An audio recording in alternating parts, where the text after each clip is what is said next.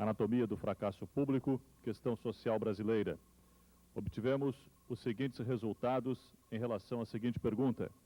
Na sua opinião, o problema da pobreza do Brasil é uma consequência da excessiva intervenção governamental ou da demasiada liberdade econômica? O resultado foi que 23,7% responderam à opção número 1, excessiva intervenção governamental. Perdão, 76,3% responderam à opção número 1 e 23,7% à opção número 2, demasiada liberdade econômica. Isso antes do painel. Após o painel, o resultado da pesquisa foi 78% responderam à opção 1, excessiva intervenção governamental, e 22% à opção 2, demasiada liberdade econômica. Para debater o tema Saúde Brasileira, alternativas para um paciente terminal, convidamos o médico Antônio Roberto Batista, o chefe da Casa Civil do Paraná, Alceri Guerra, o médico consultor internacional da Saúde e Meio Ambiente, Jorge Ossanay, deputado federal do Partido dos Trabalhadores, Henrique Fontana, e o diretor do Instituto Cato, Tom Miller. Para mediar as atividades do dia de hoje, do 14º Fórum da Liberdade, convidamos a jornalista Miriam Leitão, a quem a partir de agora passo a coordenação dos trabalhos. Bom dia, eu tenho um enorme prazer de estar aqui no Fórum da Liberdade. Eu já estive aqui uma outra vez e aprendi acompanhando os trabalhos do Fórum, que esse é um dos mais importantes fóruns de debate que se realiza no país, porque é um fórum aberto às novas ideias, apesar de ter a sua própria proposta, que é a proposta do IEE, que é uma proposta liberal, mas está aberto a outras ideias e aqui não há constrangimentos para que pessoas divirjam da proposta liberal. Pelo contrário, os orientadores, os organizadores do evento sempre me dizem assim, promova o debate, o confronto de ideias, porque acho que todos ganhamos com isso. Esse é um bom, importante encontro também pela qualidade dos palestrantes, sempre muito bem escolhidos, e pela inteligência da plateia, sempre participante e sempre com questões muito relevantes. O tema geral desse fórum é muito importante, que é a questão da pobreza, da desigualdade, dos problemas sociais brasileiros e como enfrentá-los. E a postura, a atitude do fórum, que é procurar soluções privadas para problemas públicos. A pior atitude brasileira tem sido deixar sempre a desculpa eterna, o governo que resolva. Esse aqui é um debate que quer saber o que nós podemos fazer, o que o mercado e o que o setor privado pode fazer na solução dos problemas. O primeiro tema é esse, super importante, a saúde brasileira, alternativas para um paciente terminal. O título já diz o que todos sabemos. A saúde brasileira enfrenta uma longa crise. Há vários bons indicadores, a melhora sim. A mortalidade infantil caiu o índice de doenças infecto-contagiosas e até no combate à AIDS temos tido elogios. Mas todos nós sabemos o problema dos hospitais lotados, incapazes, médicos insatisfeitos, erros enormes na estrutura, e o principal dos erros é o seguinte, é uma medicina hospitalar, não é uma medicina de prevenção, não é uma medicina que quer enfrentar, quer combater a doença e não preveni-la. Então, esse é o problema central da questão da saúde brasileira, e nós vamos ouvir pessoas muito interessantes. Eu vou começar aqui pela ordem com a seguinte, chamando o médico Antônio Roberto Batista. Ele é médico graduado da Escola Paulista de Medicina, sanitarista da Faculdade de Saúde Pública da Universidade de São Paulo, é mestre pela Faculdade de Filosofia, Letras e Ciências Humanas da USP. Olha que coisa interessante, um médico com também curso em Faculdade de Filosofia e Letras, ou seja, um médico com coração, especialista em Medicina do Trabalho pela ANAMT e em Filosofia Social pela PUC de Campinas. É também membro do Conselho Curador da Fundação de Ciências Aplicadas e entre os livros da sua autoria destaca-se Os Desafios Sociais à Medicina Atual. Eu queria antes, Antônio Roberto, de passar a palavra, lembrar que 15 minutos para cada palestrante. Eu sou uma ditadora e costumo cobrar o tempo. e porque eu acho que isso aí faz funcionar melhor para todo mundo. Podem ser feitas perguntas pela internet, e até porque isso está sendo transmitido ao vivo pela CLI, CRBS, então podem ser enviadas perguntas pela internet. Com a palavra. Muito obrigado. Em primeiro lugar, agradeço o convite. Eu tive inicialmente duas preocupações em relação a esta apresentação. A primeira delas são exatamente os 15 minutos citados pela Miriam, que consegui nesses 15 minutos coordenar um conjunto de ideias úteis que possam contribuir para o debate. E depois o próprio título do nosso encontro, que fala em alternativas para um paciente terminal. Esse paciente terminal é a saúde pública brasileira. Obviamente, pacientes terminais não têm alternativas. Nós temos que apenas aliviar o sofrimento e aguardar o desfecho. Mas o fato de se propor um debate a respeito já pressupõe que nós acreditamos que existam alternativas, que existam melhorias possíveis nas quais nós podemos empregar os nossos esforços. Então, o primeiro comentário é que, como já foi citado, os indicadores brasileiros de saúde, apesar dos pesares, vêm apresentando melhoras consistentes através do tempo.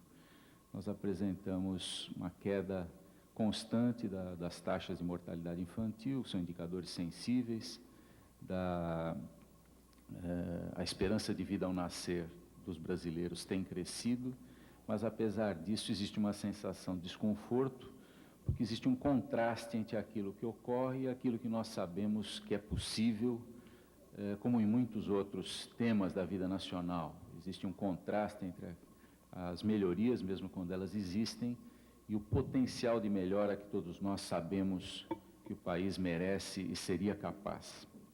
Para melhor situar a situação do Brasil em relação às questões de saúde, valeria a pena citar esquematicamente os 3 grandes impactos sobre a saúde das populações, como é que eles se dão historicamente, esses 3 grandes impactos, apresentados, obviamente, de uma maneira esquemática e simplificada. O primeiro grande impacto sobre a saúde das populações ao longo da história foram as melhorias básicas relacionadas à alimentação, transporte e armazenamento de alimentos, acesso à água, a refúgio, habitação, em si as condições mais elementares da vida sendo garantidas de alguma maneira, e isso, por incrível que possa parecer, é alguma coisa de século e meio para cá, é alguma coisa recente na história da humanidade. Até então, qualquer quebra de safra redundava numa mortalidade extensa. Essa segurança é alguma coisa que foi se implantando a partir principalmente do advento da sociedade industrial e alguns insumos anteriores a ela. Esse seria, então, o primeiro grande impacto histórico sobre os indicadores de saúde e de vida das populações. O segundo impacto que se sucedeu é aquilo que nós poderíamos denominar de ações coletivas de saúde. Já são intervenções voltadas, ainda de uma forma um pouco genérica, mas voltadas para a área de saúde, né?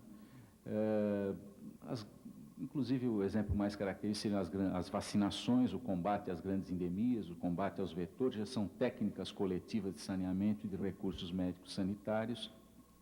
Isso é um advento do século XIX, mais da segunda metade do século XIX, início do século XX.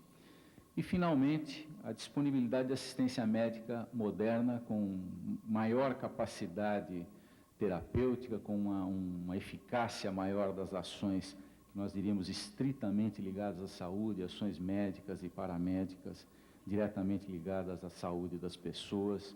Portanto, são medidas que vão progressivamente se individualizando e se tornando mais específicas, menos genéricas.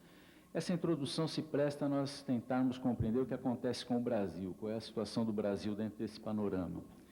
E podemos dizer que nós vivemos em um país onde as etapas preliminares ainda não foram plenamente esgotadas, quer dizer, nós não superamos inteiramente aquelas grandes carências do passado, nós ainda não implantamos suficientemente as ações coletivas de saúde e nós já estamos envolvidos uma complexa teia de assistência médica moderna. Nós já temos uma demanda importante por uma assistência médica atualizada de acordo com momento histórico que nós vivemos. Então, é um lugar comum se dizer que o Brasil convive com as doenças da pobreza, as doenças da riqueza, seria exatamente dentro desse panorama que eu tentei aqui expor. Nós não superamos suficientemente situações anteriores àquilo que nós podemos considerar como uma situação moderna, atualizada, de ação em saúde. E cada uma delas tem suas complexidades próprias. Esse processo, né, dessas 3 etapas que eu descrevi, são os que promovem a chamada transição epidemiológica e, junto com ela, a chamada transição demográfica. Ou seja, nós saímos daquelas moléstias típicas, carenciais, da grande incidência de moléstias infecciosas, a vida humana se alonga, a população muda o seu perfil etário, e isso vem acontecendo gradualmente no nosso país, pelos indicadores que nós citamos, mas sempre deixando aparentemente algum rabo para trás, né? Deixando sempre alguma coisa para trás. Isso traz uma outra questão à baila. Qual é a relação, qual é o grau de relação entre desenvolvimento e saúde? Eu assisti, em certa ocasião, na Universidade de Brasília, um debate muito interessante, em que um colega lá de São Paulo disse, muito simplesmente, que as ações médicas, na realidade, trazem muito pouco impacto sobre a saúde, o que realmente resolve o problema de saúde é a questão econômica, bem-estar econômico e tudo mais. Uma verdade parcial. Aqui um velho sanitarista de bengala e tudo, já bastante idoso, se levantou e disse que afirmar aquilo era, antes de mais nada, desconhecer, demonstrar uma profunda ignorância sobre a história sanitária brasileira. E começou a citar os esforços da exploração da borracha na Amazônia, com a criação da Fundação CESP, o combate da malária, o combate à febre amarela nos portos brasileiros, o quanto isso contribuiu também para o desenvolvimento do país. Na realidade, são 2 coisas que não são independentes, elas fazem parte uma da outra. Quer dizer, esse processo de ação médico-sanitária acompanha o processo de desenvolvimento, é um componente do processo de desenvolvimento. Agora, uma característica importante desses fatores de melhoria é que eles têm uma tendência regressiva, ou seja, o seu impacto sobre os indicadores de saúde é decrescente, né? Nós temos um salto espetacular qualitativo no momento em que se implementam essas ações mais elementares, uma grande melhoria, primeiramente da mortalidade, depois da morbidade, e de forma bem menos espetacular no que concerne a morbidade. Eles são regressivos, tanto no que diz respeito a custo, quer dizer, a relação de custo-benefício é cada vez pior, cada vez se gasta mais para se obter pequenos ganhos, né? E é da natureza das coisas, como as marcas atléticas, né? O indivíduo destreinado, ele evolui rapidamente para marcas melhores e depois tem que lutar muito para obter pequenos ganhos. Isso é da natureza dos fatos, né? Mas traz uma ilusão muito importante que eu gostaria de comentar em seguida. Primeiro, há um gráfico que já se encontra aqui, que faz comparações de carga global de doenças. Isso é um indicador desenvolvido pela Organização Mundial de Saúde, pelo Banco Mundial, fundamentado em uma técnica de cálculo de capital humano, ou seja, considera a carga geral de perdas, eu não vou poder descrever mais em detalhes, porque é um indicador bastante complexo, muito interessante. E em verde nós temos a coluna correspondente em cada uma dessas regiões as perdas por mortes prematuras, em vermelho as incapacidades por, vamos dizer, passíveis de serem evitadas. Esse cálculo é feito se cotejando os números reais com uma população teórica ideal e se dando pesos a cada uma dessas incapacidades. Então, e tudo isso ajustado por um único indicador. É uma técnica bastante interessante e vocês podem verificar que as diferenças entre as piores situações, que seriam da África subsaárica e dos países desenvolvidos no outro extremo, os países europeus, Estados Unidos, Japão, são diferenças extremamente acentuadas no que diz respeito à mortalidade. Eu não sei se é incapacidade minha, mas eu não consegui entender. Quer dizer, o que esse gráfico mostra, professor? Desculpa. O peso de mortalidade e o peso de morbidade na carga geral de doença de cada uma dessas regiões que está aí expressada. E vejam a diferença de coluna de mortalidade. Então, quando se introduz numa região como essa região subsaárica, essas garantias básicas de alimentação, de água, de abrigo, etc., nós temos inicialmente um ganho espetacular naquela coluna de mortalidade. Agora, se nós compararmos da pior situação até a melhor situação, os ganhos em termos de morbidade, vocês veem que as diferenças entre o componente morbidade já não são diferenças tão dramáticas, tão espetaculares.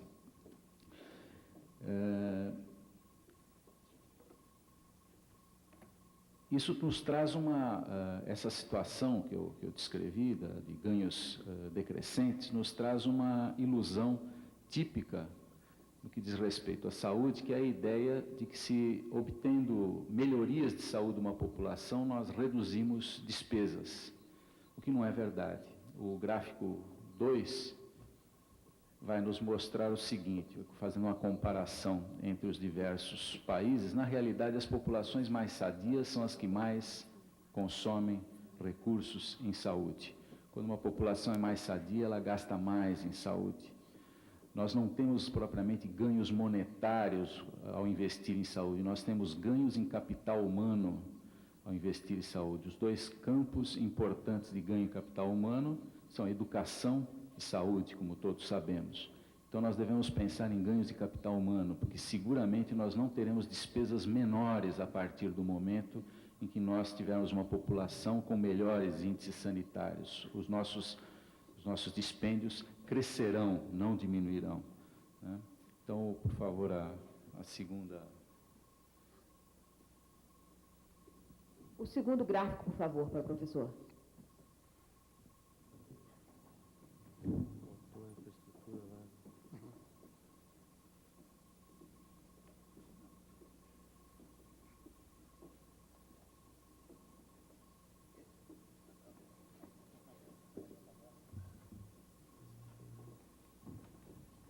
Aqui, rapidamente, são os gastos per capita, são valores de 1990, mas são válidos para a comparação que nos interessa, entre diversos países, um conjunto de países extraídos de um relatório do Banco Mundial, onde nós vemos o que se gasta em dólares per capita ano em cada um desses países.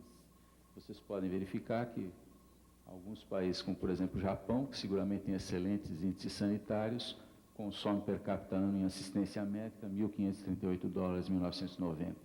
Aí não se encontra os Estados Unidos, que o Thomas com certeza vai nos falar alguma coisa, que são campeões mundiais de gastos em saúde, mas nós temos países como a Suíça, o Reino Unido, todos eles acima de $1.000, países com excelentes índices sanitários. É claro que isso tem um pouco aquele efeito da brincadeira, dizer que todo produto diet engorda, porque todo gordo toma produto diet. Os recursos só podem ser gastos onde eles existem, mas, de qualquer maneira, essa população com altos padrões sanitários requer insumos financeiros muito grandes para a manutenção da sua saúde. Vai se tornando cada vez mais caro melhorar alguma coisa o padrão sanitário, seja de uma pessoa, do padrão de saúde de uma pessoa, seja o padrão sanitário de uma população.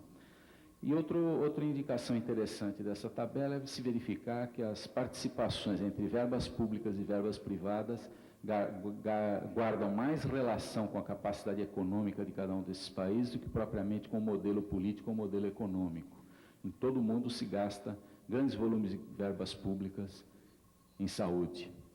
Mesmo nos Estados Unidos, que, se não me engano, a proporção é em torno de 40%, se consideradas as renúncias fiscais, sobem para coisa da ordem de 70% ou mais.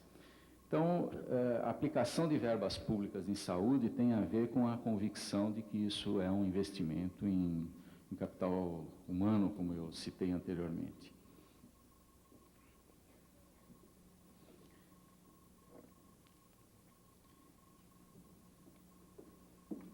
Tentar saltar um pouquinho aqui, que o tempo já ruge.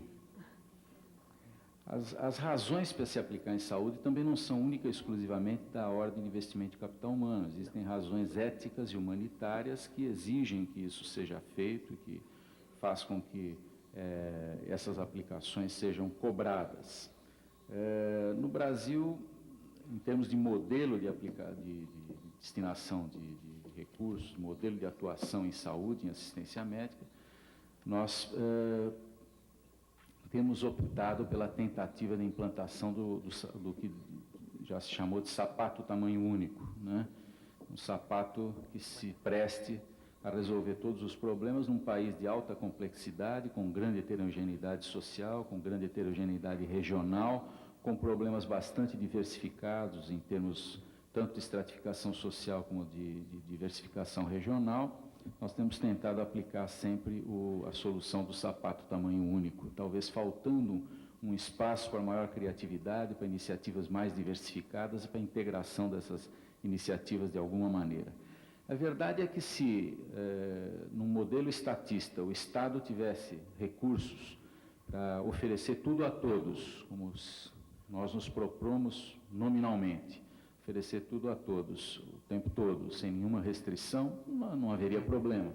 Da mesma maneira, se todas as pessoas pudessem adquirir no mercado aquilo que necessitam em termos de atendimento médico, todas elas tivessem capacidade financeira para isso, nós também não teríamos problema. O problema surge porque a assistência médica moderna é extremamente cara e a única solução é algum mecanismo de rateio de risco que permita que algumas pessoas utilizem recursos intensamente num momento de doença e esse partilhamento seja feito num plano atorial ao longo do tempo. Isso pode ser feito por iniciativas públicas, por iniciativas privadas, mas nós acreditamos que ainda há um espaço de criatividade para se melhorar as iniciativas, principalmente no campo privado, reduzindo um pouco algumas hiperregulamentações desnecessárias e implementando talvez novas ideias. Eu não sei se tenho algum minuto ainda para... Assim, professor, um minutinho para o senhor concluir, porque o tempo já está esgotado. Uhum. A grande dificuldade da utilização do mercado privado de saúde é que só existe mercado quando existe consumidor. E a limitação de capacidade financeira da grande maioria da população faz com que poucos elementos na população pudessem, no mercado de saúde puro e simples, serem consumidores. Mesmo dos planos de saúde, largas faixas da população não têm capacidade financeira para isso. Agora, o grande emaranhado em que nós nos encontramos, eu vou direto à proposta, vamos dizer assim, de uma nova visão, é que, tradicionalmente, as nossas ações públicas têm sido voltadas para atuar em saúde através do ramo da oferta, tentando, então, o Estado administrar o emaranhado de mecanismos de oferta de assistência médica, e oferta de assistência médica que se propõe a ser gratuita. Oferta de assistência médica gratuita gera uma demanda absolutamente infinita, que não tem qualquer limite conhecido, e administrando relações complexas com fornecedores, com valores, com auditorias de contas e tudo mais. Quando talvez o Estado devesse estudar uma maneira de atuar mais adequadamente pelo outro ramo, pelo ramo da demanda, ou seja, subsidiando o cidadão para que ele pudesse efetivamente se tornar um consumidor no mercado de saúde. Só há verdadeiro mercado quando a escolha é do consumidor e não uma mera disputa entre empresas de prestação de serviços por mercados cativos, por clientelas cativas. Ou seja, dá maior poder realmente para que cada cidadão se transforme num consumidor no mercado de saúde, administrado sob a forma de riscos partilhados. Isso o tempo me permite avançar. Muito obrigado. Muito obrigado, professor.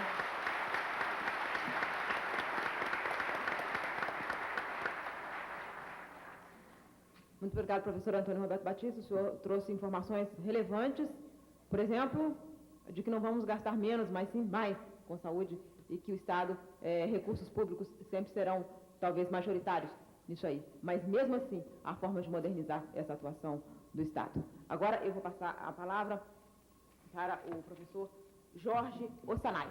Ele é presidente da Transtech International Health, empresa de consultoria no segmento de saúde, com sede em Rockville, Estados Unidos, é diretor da Transtech Saúde do Brasil, consultor sênior da Technical Resource International dos Estados Unidos e da Polônia, Gênova, Itália. É um médico formado pela Federação de Medicina de Porto Alegre, da UFRGS, mestre em saúde pública pela Universidade de Colômbia, Estados Unidos, especialista em planejamento de saúde pela USP. Foi chefe do setor de saúde do Banco Interamericano de Desenvolvimento durante 15 anos. Com a palavra, o senhor Jorge Ossanai. Eu estou falando com o título que me foi dado inicialmente, Questão Social, Saúde, Problemas Estruturais e Alternativas para a Melhoria. E depois eu fiquei um pouco confuso com este nome de alternativas para um paciente terminal. Mas, professor, certamente é isso que a gente quer, que o senhor fale das alternativas e dos problemas estruturais. Inclusive, depois, só hoje de manhã, é que eu notei que o paciente terminal era a saúde pública. De modo que o assunto é o mesmo, eu só retiro esses 2 slides que eu tenho específico fora de lugar sobre o paciente terminal. Mas foi importante. Se ele não for terminal, a gente fica satisfeito, né? Eu acho que não é. Então, como é que nós vamos... Em primeiro lugar, eu queria dizer que eu tenho uma visão, apesar de tudo, apesar das críticas ou das análises que eu vou fazer dos problemas estruturais, né? Aspectos positivos do setor. Realmente o Brasil melhorou bastante. Eu conheço 100% dos países da América Latina por visitas múltiplas, por análise do setor, por interação com os governos e também com a associação médica, com hospitais, setor privado. O Brasil realmente está na vanguarda da tecnologia médica na América Latina. Tem profissionais de renome internacional, não existe praticamente nenhuma instituição universitária ou hospitalar, ou sistema de saúde que a gente visite nos Estados Unidos, que não tenha um excelente médico brasileiro trabalhando lá. E os que estão aqui também, né? Nós temos excelentes hospitais públicos e privados, os melhores da América Latina, sem dúvida.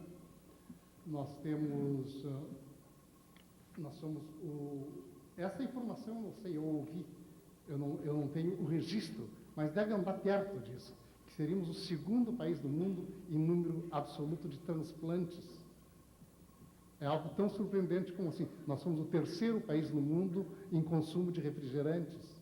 Tá? E o que isso tem que ver, então, com algumas coisas que eu vou mostrar depois aqui. É um sistema de saúde com cobertura universal. Este é o conceito teórico. É um conceito bom, né? É o melhor conceito que pode existir. É algo que é melhor, inclusive, que seria melhor até do que o sistema americano. E tem um bom mix, uma boa composição, uma presença do setor privado junto com o setor público. Então, tem todas essas coisas positivas, mas na prática, como é que é o sistema de saúde? Como é que é a saúde do brasileiro? Aí, então, nós ficamos chocados, não é? O ministro Serra reclamou e foi apoiado pelo ministro de Saúde do México e de outros países para retirar esse estudo feito pela Organização Mundial de Saúde sobre 191 sistemas de saúde no mundo, em que nós aparecemos lá no fim. E em alguns aspectos, realmente, nós estamos até em antepenúltimo lugar, em alguns aspectos. Aí aparece primeiro a França, o segundo a Itália, e aparecem países pequenos, como Malta e outros condados. O Canadá, que em algumas classificações aparece como o primeiro, está em 30º lugar. Estados Unidos, com todo o seu gasto de saúde e a liderança tecnológica absoluta, está em 37º lugar. E o Brasil em 125º lugar. Um outro estudo feito por uma revista, um grupo econômico, Economist Intelligence Unit, em junho de 1999, estudou 27 países, escolhidos por terem sistemas de saúde bastante diferentes um do outro. E vocês não estão vendo aqui nessa lista, até o 14º lugar, nem o Brasil, nem os Estados Unidos. Por quê? Os Estados Unidos aparecem como 18º lugar e o Brasil como penúltimo, 26º. Trabalhando com alguns indicadores de saúde e informação da Organização Pan-Americana de Saúde, Economist e outros, Organização Mundial de Saúde, nós vimos que o Brasil é o quarto em PIB per capita, é o quarto gasto de saúde na América Latina. Não estamos mal em termos de gasto, em termos de investimento em saúde. Somos o terceiro país em número de leitos por habitante. Mas, infelizmente, trabalhando com indicadores mistos de mortalidade infantil, mortalidade materna, expectativa de vida, num total de 13 indicadores, o Economist, a unidade de inteligência, nos coloca em 19º lugar. Ou seja, tem 19º, que é o Brasil e o Paraguai, e pior que o Brasil, então, nós estamos somente com Bolívia e o Haiti. Vejam, são resultados de saúde. Estamos em 18º em cobertura por imunização, apesar dos grandes progressos, mas aí todo mundo está com 90 e tantos por cento, não é? Já num nível bastante seguro de imunização. E outras análises. Mas então por que nós temos esse problema de saúde? Como é que um país que tem a vanguarda tecnológica de saúde, os melhores hospitais, gasta bastante, relativamente bastante, tem um indicador de saúde geral tão ruim? É o problema da pobreza de saúde. Foi o problema da pobreza que ontem, intensiva e extensivamente, os painelistas, o conferencista, o vice-presidente da República, o presidente do Instituto de Estudos Empresariais e todo mundo chamou a atenção a essa grande desigualdade. Este é o problema de saúde. A saúde, como já o meu colega sanitarista, o primeiro painelista, falou, nós temos vários condicionantes de saúde. O primeiro deles é o estilo de vida, a alimentação, os hábitos de higiene, o exercício regular, o bom aproveitamento, lazer, distensão, o não uso de drogas e determinados comportamentos, entre os quais principalmente a violência na sociedade, tanto a violência intrafamiliar, violência nos locais de trabalho, violência nos lugares onde as pessoas vivem, etc. Outro condicionante importante é a educação, habitação e saneamento, seguridade, emprego, segurança e também os serviços de saúde. Eu coloquei aí de propósito como último que realmente os outros condicionantes têm um impacto muito grande e maior que o serviço de saúde. Mas nós temos dentro do nosso sistema problemas estruturais bastante fortes, como a própria apresentadora, a nossa coordenadora, já chamou a atenção, que é um sistema de saúde com foco na doença. E cada vez mais com foco na doença.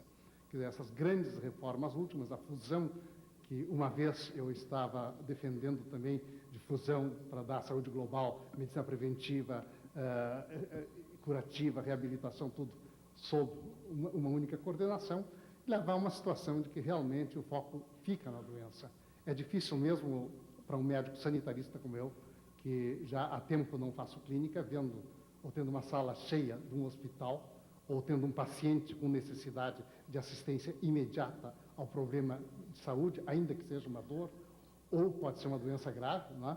Deixar esse paciente, não, agora é hora de eu dedicar o meu tempo, eu vou dedicar 80% do meu tempo, eu vou fazer palestras de educação, eu vou vacinar crianças sadias e esse tipo de coisa.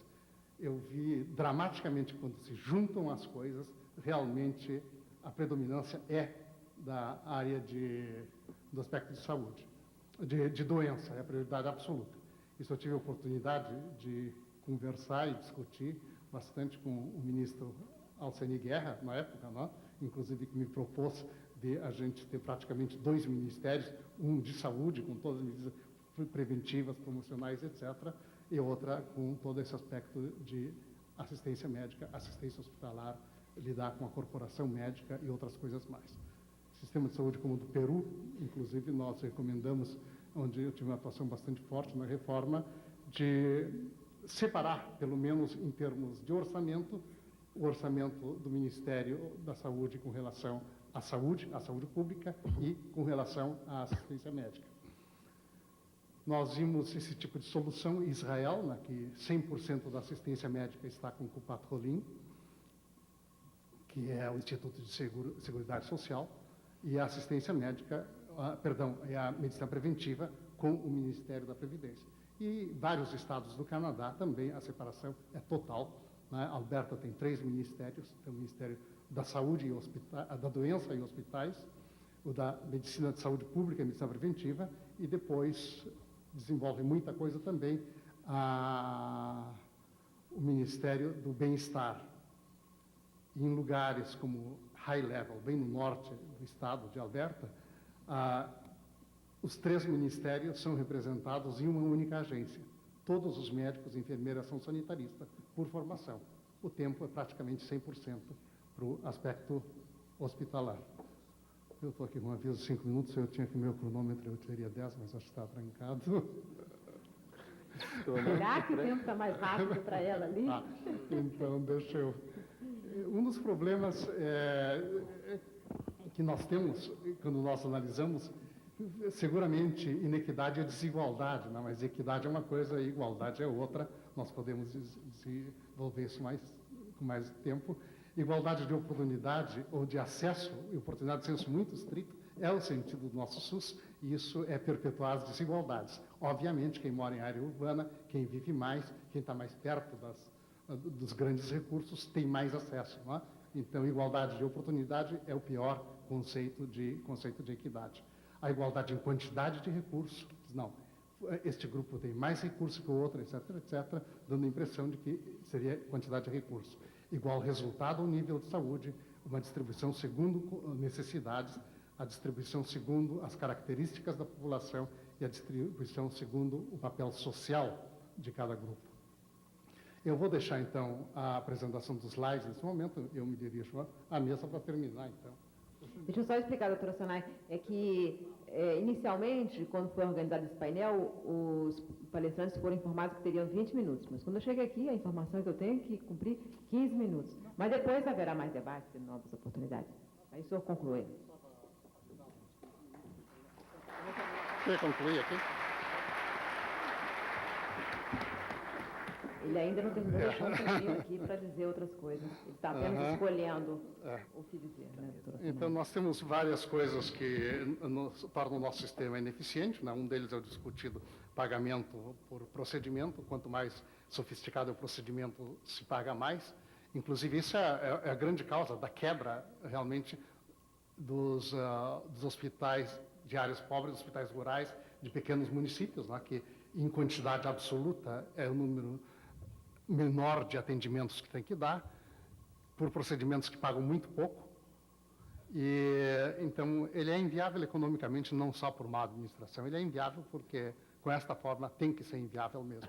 E uma das soluções, realmente, é uma mistura de formas de pagamento, que eu posso estender no debate, sobre financiamento por demanda e financiamento da oferta. O lado da saúde pública, realmente, definitivamente, tem que ser o financiamento do lado da oferta. Nós fazemos hospitalizações desnecessárias, inclusive o SUS, que obriga, né, estupidamente a hospitalizar por 2 dias para pagar certas coisas que, quando eu era estudante, mais de meio século atrás, já não se usava. Né? Amigdalectomia, 2 dias, asma, 2 dias, 2 dias também para hérnia e uma série de coisas. Está jogando dinheiro fora em volume muito grande. Segundo o ministro Serra, num pronunciamento a um periódico aqui local, nosso, ele disse que asma era a 5ª causa do gasto hospitalar. Talvez 1%, 2% tem que ser hospitalizado. Ou seja, a 5ª causa é dinheiro posto fora. E nós temos muito dinheiro posto fora dentro do SUS.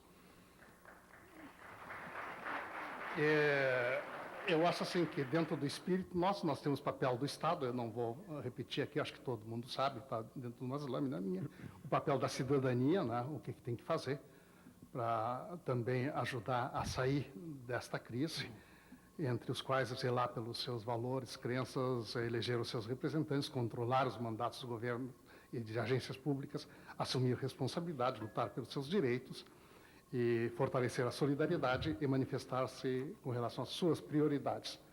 E depois eu tinha preparado, assim, que para ser o ponto mais forte, talvez, é o papel dos líderes, né, e dos empresários. Definitivamente, eu estou também de acordo de que não é um papel simplesmente assistencial, mas cabe a eles também participar nessa contribuição para definir as políticas, visando maior equidade, tem que assumir responsabilidades e compromissos sociais e estender a ação para a organização e o desenvolvimento das comunidades, desenvolver mais do que dar assistência, dar sobra ou dar algum tipo de atividade. Esse é o meu posicionamento inicial e estarei aberto, então, para os debates. Muito obrigado.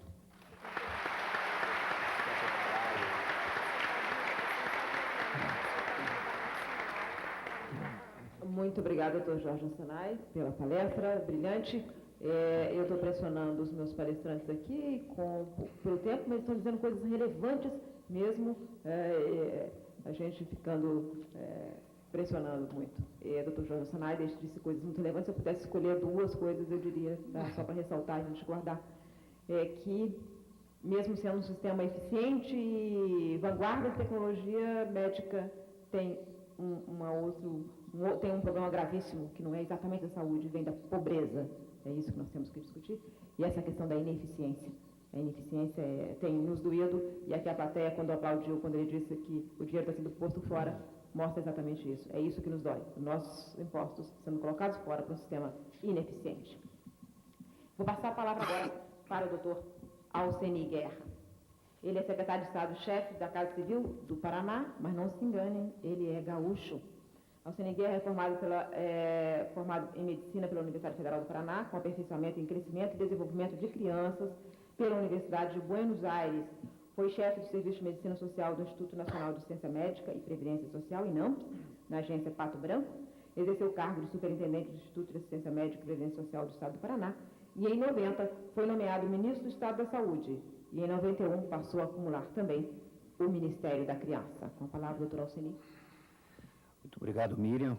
Quero lhe dizer que é mais difícil tirar 5 minutos de 20 do que 1 hora de uma manhã inteira numa palestra. Mas vou procurar seguir meus antecessores aqui. Acho que o SUS tem 3 fases. A fase 1, a fase de organização do Sistema Único de Saúde, começada em 1990, com 2 leis, a 8.141 e a 8.080. Ele tem 10 anos e é um sistema bom. Se nós quisermos comparar com outros sistemas bem-sucedidos no Brasil, os senhores e as senhoras pensem no Exército Brasileiro, quando tinha 10 anos, e nos Correios, quando tinha 10 anos. Nós estamos apenas no 10º ano de vida do SUS. Ele já está presente em todos os municípios brasileiros, tem Conselho Municipal de Saúde em 100% dos municípios, tem Conferência de Saúde em 100% dos municípios e já provocou no Brasil um decréscimo importante da mortalidade infantil, um decréscimo importante das doenças infecto-contagiosas, das doenças transmissíveis, e uma queda geral da morbidade, como se referiram aqui o doutor Batista e o doutor Jorge Arsenai. E ao contrário do que se possa pensar quando se vê no jornal, volta a tuberculose, volta a lepra, isso pode ser um bom indicador e não um mau indicador. Significa que a busca dos novos casos está sendo competente. E novos pacientes estão tendo acesso ao tratamento. Então, a manchete do jornal pode ser uma ilusão de ineficiência.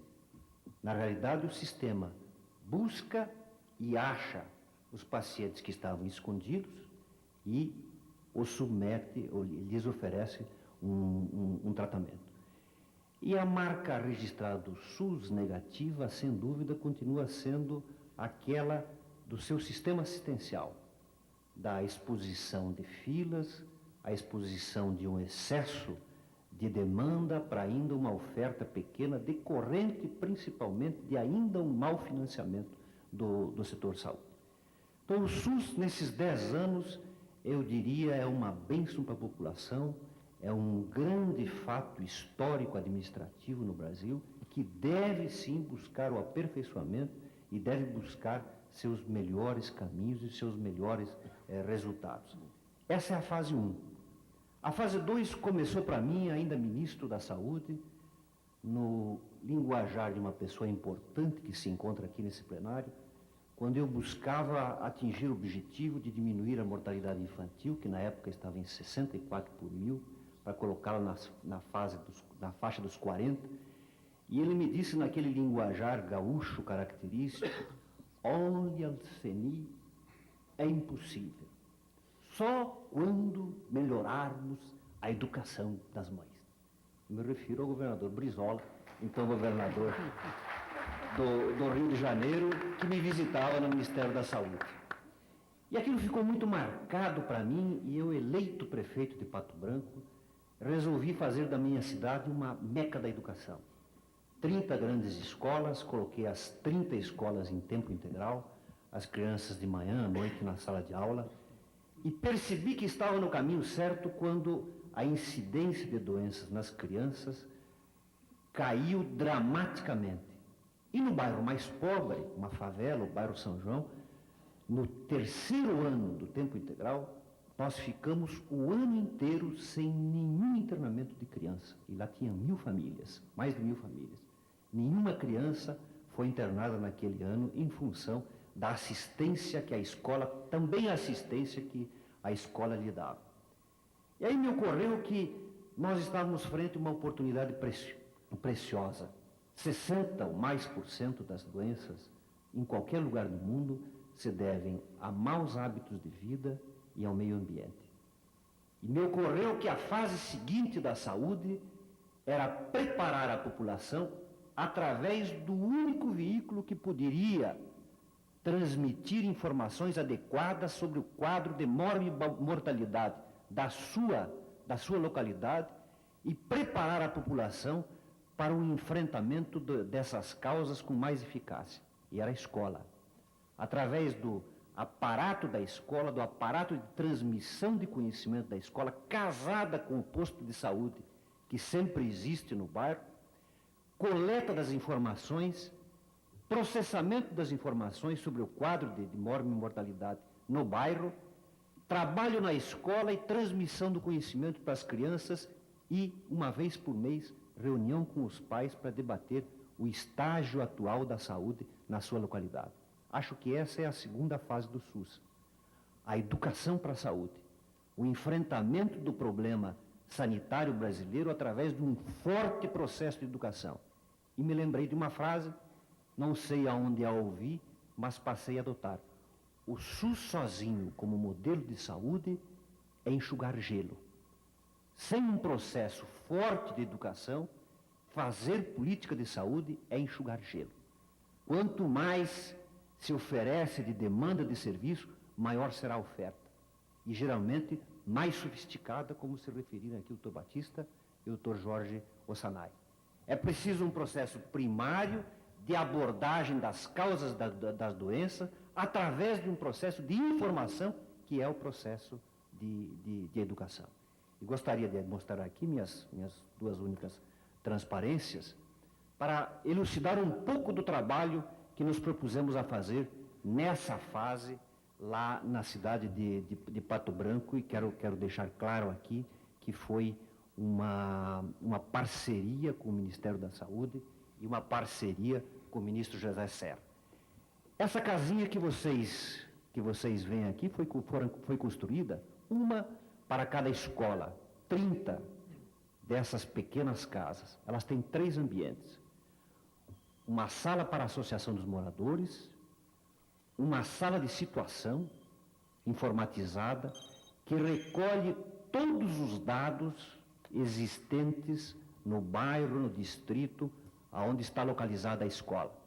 Processa as informações em parceria com o posto de saúde, os profissionais de saúde, estabelece o mecanismo de transmissão do conhecimento para as crianças, para os pais, e na sala de aula a transferência do conhecimento sobre saúde é feita. O terceiro ambiente dessa casinha, dessa sede da qualidade de saúde em casa e dos programas de qualidade do bairro, é uma torre, como vocês podem ver, com um grande relógio, com um único ponteiro e sem nenhum número, só com cores. Toda a escola recebeu o ponteiro no vermelho, com os indicadores de qualidade agora existentes. E convenhamos que para passar do vermelho para o amarelo, o quadro seguinte, só quando todas as crianças estivessem na escola, todos os pais analfabetos da região em processo de alfabetização, quando a evasão da escola fosse zero, quando, enfim, os macros indicadores de saúde, educação e qualidade de vida no bairro estivessem atingidos.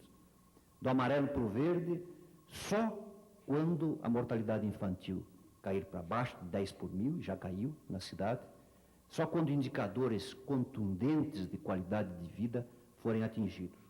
O relógio fica como uma provocação para que a comunidade saiba a qualidade de vida que ela tem no bairro.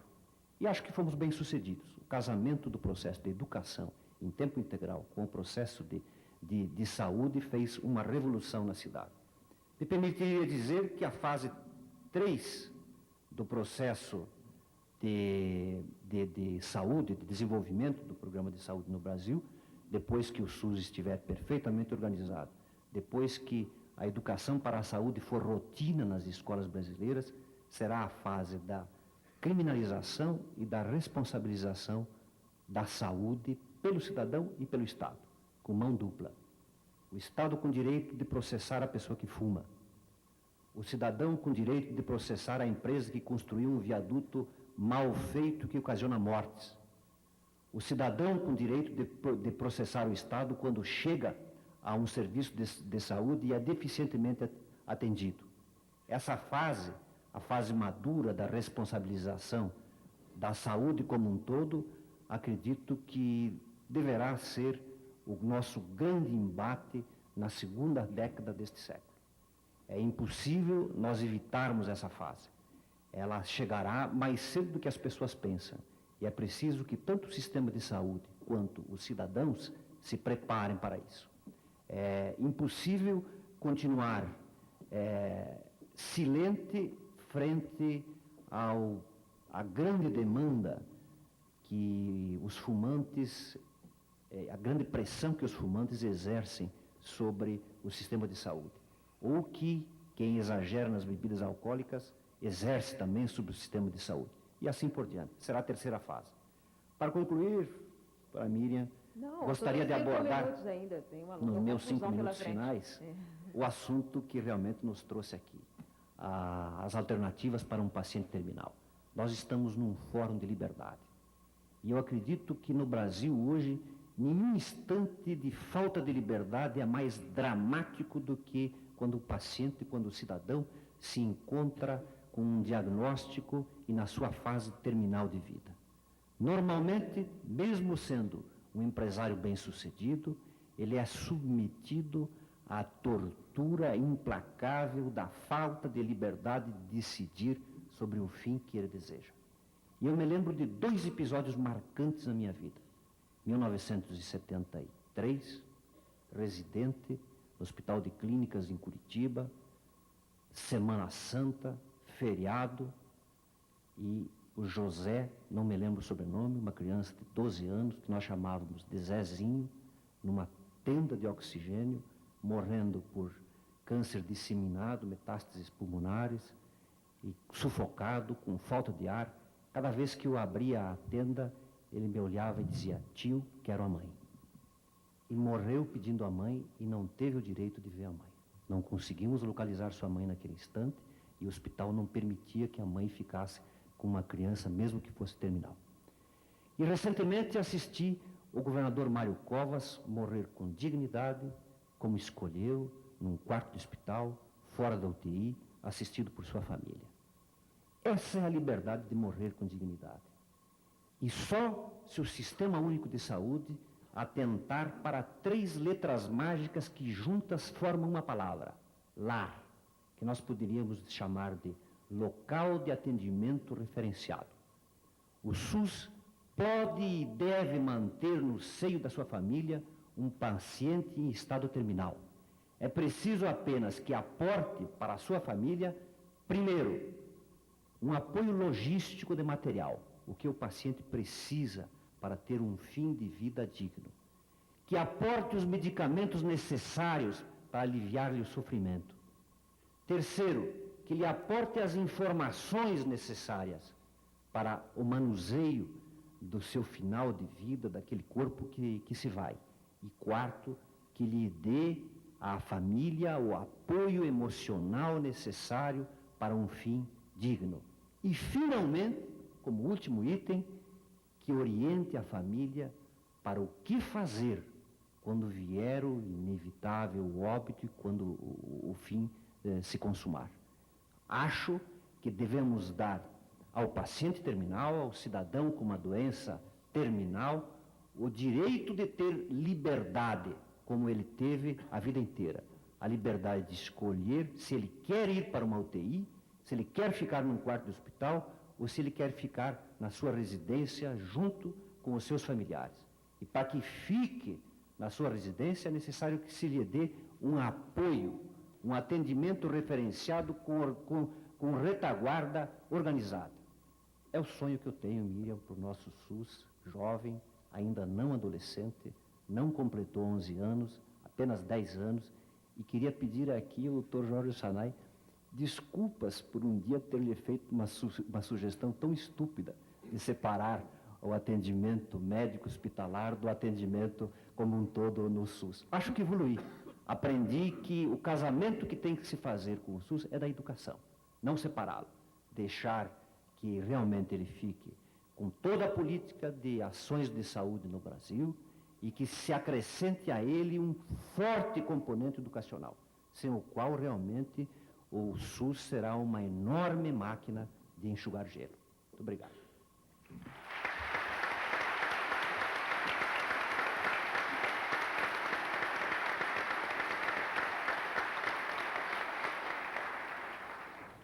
Obrigada, doutor Alceni, por essa brilhante palestra e por introduzir nesse debate questões fundamentais como a educação e um conceito mais amplo do que seja liberdade. Liberdade também para humanizar a morte. Obrigada por incluir esse tema e tornar, portanto, a nossa discussão mais ampla. Agora eu passo a palavra ao senhor Henrique Fontana. Ele é deputado federal pelo Partido dos Trabalhadores. Henrique Fontana é graduado em Administração de Empresas e Medicina pela Universidade Federal do Rio Grande do Sul. Médico comunitário, exerceu o mandato de vereador em Porto Alegre no período de 93 a 96. Em 97, ocupou o cargo de secretário municipal de saúde de Porto Alegre. Com a palavra, deputado. Quero cumprimentar os meus colegas de mesa, cumprimentar a Miriam, nossa mediadora, e agradecer, em primeiro lugar, os organizadores deste evento pelo convite para falar de um tema tão importante, tão fundamental para o futuro do Brasil. Eu diria que quem quer discutir o direito à liberdade não pode discuti-lo sem primeiro garantir o direito à vida. E, portanto, quando nós falamos em saúde e o direito à saúde, nós estamos falando exatamente do direito mais fundamental que abre a porta de todos os direitos às outras liberdades que nós queremos. A primeira pergunta que eu me proponho a fazer a vocês ou a nós nesta manhã de reflexão é, afinal, qual o tratamento que utilizamos neste paciente ao longo dos últimos anos que, além de não curá-lo, deixou em estado terminal. A saúde é, sem dúvida, a área mais sensível às crises econômicas e sociais. Os reflexos na saúde são imediatos. Nesses momentos, aumenta a demanda na rede de atendimento e boa parte dos governos opta pelo corte de recursos às políticas sociais.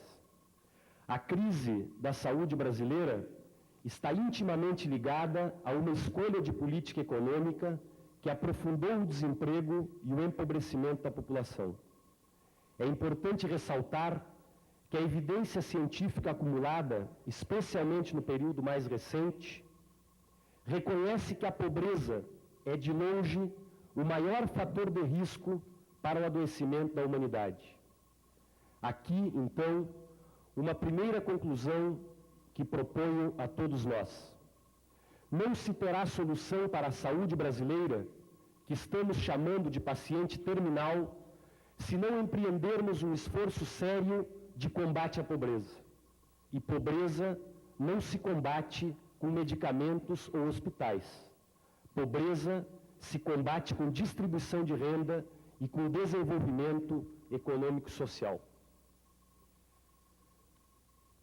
Como é que é o nosso sistema de saúde brasileiro hoje? Já que, para fins desse debate, dentro do tempo limitado que temos, vou me restringir a analisar o sistema de saúde pública brasileiro, reforçando aquilo que os meus colegas de mesa colocaram ao me anteceder nesta reflexão, que a saúde ou a falta de saúde tem causas múltiplas, que não se restringem exclusivamente ao sistema de atendimento, seja ele preventivo ou curativo. O nosso sistema de saúde brasileiro comporta o Sistema Único de Saúde, SUS, que é o único responsável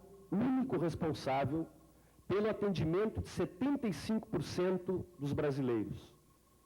E temos um subsistema privado, planos, seguro de saúde, cooperativas médicas, entre outros, que atendem aproximadamente 30 milhões de brasileiros de forma parcial e insuficiente, excluindo diversos atendimentos de maior complexidade que normalmente ficam ao cargo do SUS. Por exemplo, toda a área de hemodiálise, toda a área de transplantes no nosso país é sustentada exclusivamente pelo sistema público. Finalmente, temos 10 milhões de brasileiros com acesso aos planos privados mais caros, onde os conflitos entre usuários e planos são menores, mas também existem. Este subsistema privado cresceu vertiginosamente nos últimos 6 anos, exatamente na esteira do desfinanciamento do setor público, saltando de 3,5 milhões de brasileiros em 1994 para perto de 40 milhões no final do ano 2000. Ele tem mostrado de maneira cada vez mais clara os seus limites, seja pelos conflitos entre usuários, prestadores de serviços e seguradoras nesta relação privada, seja pelo evidente limite do poder aquisitivo da população que não suporta pagar esses planos.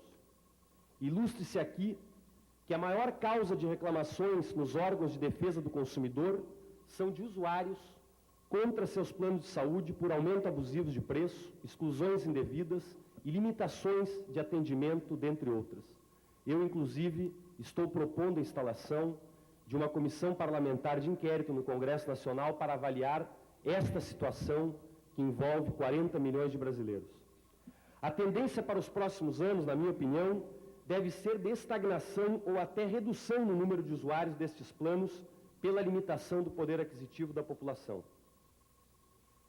Dito isto, quero concluir uma segunda questão importante na resposta que buscamos em nosso painel. A melhor e a única alternativa para garantir atenção à saúde de qualidade digna para 90% dos brasileiros passa obrigatoriamente pelo sistema público de saúde, que deve ser melhor financiado e melhor gerenciado. A fobia ao público, que alguns tanto incentivam, só retarda a solução deste grave problema. Quero enfatizar que compreendo a saúde como um direito do cidadão, porque tudo que é essencial à vida, como a saúde, deve ser garantido a todos em igualdade de condições, independentemente de sua situação econômica. E aqui é preciso ressaltar, assim, um posicionamento de caráter ético, filosófico, de posição diante da vida. Eu digo com toda ênfase, a saúde não é uma mercadoria. Parto do pressuposto que o acesso a uma consulta médica, exame, procedimento ou internação não pode estar condicionado à situação econômica da pessoa. É um direito inalienável de todos nós. Na saúde, não deve haver nem consumo em excesso, nem carência de serviços. Este é o objetivo que devemos perseguir. Alguém pode estar se perguntando se eu sou contra qualquer tipo de ação privada na área de saúde. E eu vou adiantar esta resposta. Não, não sou. Eu defendo uma sociedade que forneça todos os serviços de saúde necessários dentro do sistema público, seja ele público puro ou público conveniado, e que tenha o espaço privado como uma opção, e grifo a palavra opção, para aqueles que, a despeito de terem o serviço público disponível, queiram usar o privado. Desde a mais simples consulta até o mais complexo exame ou procedimento, tudo deve estar disponível, sem diferenciação, no sistema público para todos. Alguém pode pensar, ou estar querendo dizer, que o que eu estou falando é uma utopia. Eu respondo, é uma utopia necessária, indispensável para quem quer defender um Brasil justo. O SUS, portanto, é a grande alternativa para garantir saúde para pelo menos 90% da população brasileira. O desafio da universalização, indispensável do ponto de vista ético, só pode ser atingido por esse sistema público. Como médico comunitário, eu já acompanhei de perto o sofrimento de muitas pessoas. Vi gente morrendo, vendo seus familiares caminharem para a morte, ou enfrentando doenças graves, angustiados, sem encontrar amparo no sistema público e sem nenhuma condição econômica para arcar com os custos do tratamento. Qual a resposta que nós damos a uma situação destas? O direito à vida não pode ser comprado e nem vendido. E, portanto, nós temos, na minha opinião, o dever ético da solidariedade que garanta que ninguém viva situações dramáticas e inaceitáveis como estas que eu acabo de descrever. Mas, afinal, se o SUS é a solução, por que ele funciona com tantas dificuldades e a saúde brasileira vive uma crise que lhe coloca numa situação de paciente terminal? Quais são as dificuldades que impedem o SUS de garantir serviços em quantidade e qualidade para todos os brasileiros? Em primeiro lugar, é preciso ressaltar que, na sua concepção, o Sistema Único de Saúde é uma das melhores coisas que já se fez neste país. É preciso ressaltar que, mesmo com as fortes restrições orçamentárias que enfrenta, o SUS garantiu no ano de 2000 mais de 12 milhões de internações hospitalares e perto de 400 milhões de consultas médicas. A pergunta que nós nos fazemos é onde encontrariam atendimento esses 12 milhões de brasileiros que se internaram pelo SUS se nós não tivéssemos esse sistema público. De forma muito sintética e sem entrar em todos os detalhes que constituem a concepção do SUS, quero ressaltar um só ponto que, do meu ponto de vista, é o mais importante. O SUS propõe o acesso universal. Ele consagra o conceito da solidariedade social plena, ou seja, o SUS é sustentado pelos impostos pagos por todos os brasileiros, conforme a sua capacidade contributiva, e oferece serviços sem discriminação a todos os brasileiros, ou deveria oferecer. Mas se essa proposta, então, tão justa, necessária e moderna não se executa na prática em sua plenitude, vamos ao porquê. Alguns centram a ênfase desta resposta no desafio gerencial, dizendo que o SUS tem recursos suficientes e que o problema é o mau gerenciamento desses recursos, o desvio da corrupção e outros problemas. Eu, evidentemente, concordo com o desafio permanente que todos nós devemos empreender na luta para implementar o SUS, de qualificar o seu gerenciamento, de combater qualquer ato de corrupção e de desvio de recursos públicos que são do SUS e, portanto, são da saúde pública. Eu poderia dar um exemplo dos problemas de gerenciamento, que, aliás, nascem no problema do desfinanciamento, que eu vou entrar a seguir, que é a total incompreensão para todos nós de o porquê o SUS não tem ainda hoje um sistema informatizado, interligado em todo o país, onde os exames feitos pelos pacientes, onde os prontuários médicos fossem disponíveis em cada cidade deste país, em cada recanto do país. Existe tecnologia para isso? O que faltam é recursos para garantir isso. Por que é que o sistema bancário tem o direito de ter um serviço de tal qualidade que eu deposito meu dinheiro em Porto Alegre e saco em qualquer cidade do Brasil com cartão magnético? O problema é de avanço de tecnologia? Não. O problema é de opção de para onde vão os recursos. No SUS ainda se aguarda 12 horas numa fila para marcar uma consulta, muitas vezes.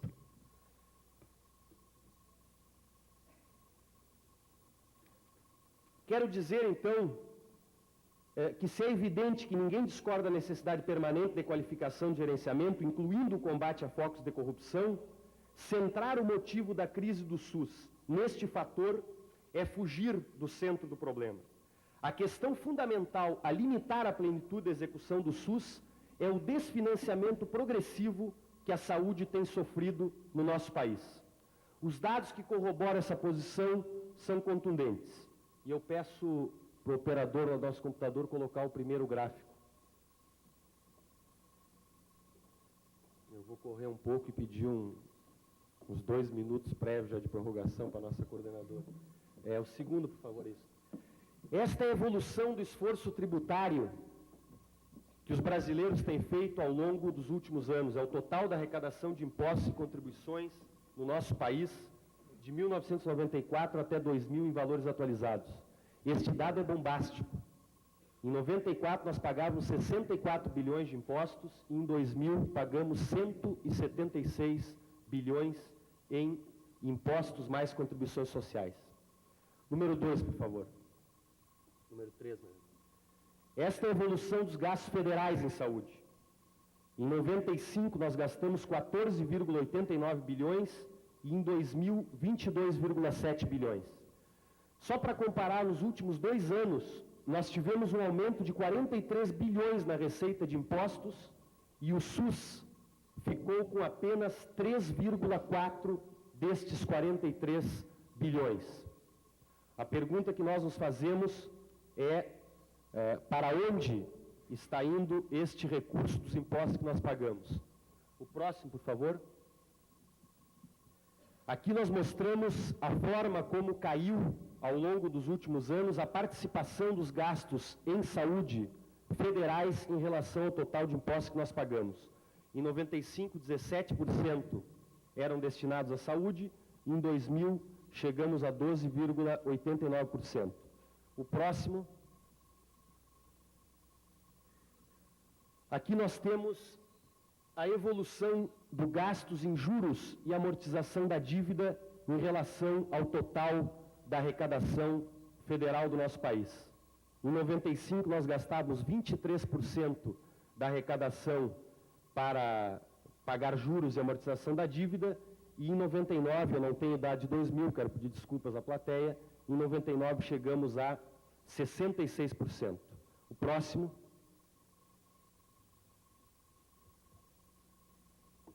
Aqui eu apresento um quadro colocando o gasto em saúde pública total do nosso país.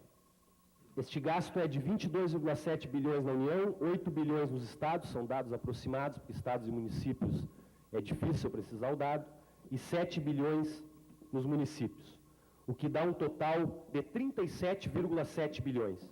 E eu vou concluir sem falar do modelo que é necessário mudar, porque aqueles que me antecederam já falaram na carência do tempo, mas dizendo o seguinte: nós temos 37,7 bilhões para gastar em saúde pública no país. Nós temos 170 milhões de habitantes. E para atender o desafio da universalização do atendimento, nós temos, portanto, R$ 221 para cada habitante por ano, o que é definitivamente muito pouco.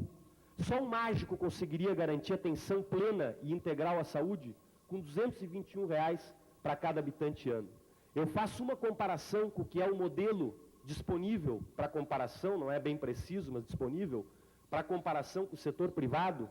O plano de saúde mais barato que nós conhecemos e que não inclui os atendimentos mais sofisticados, não custa menos do que R$ 50 por mês.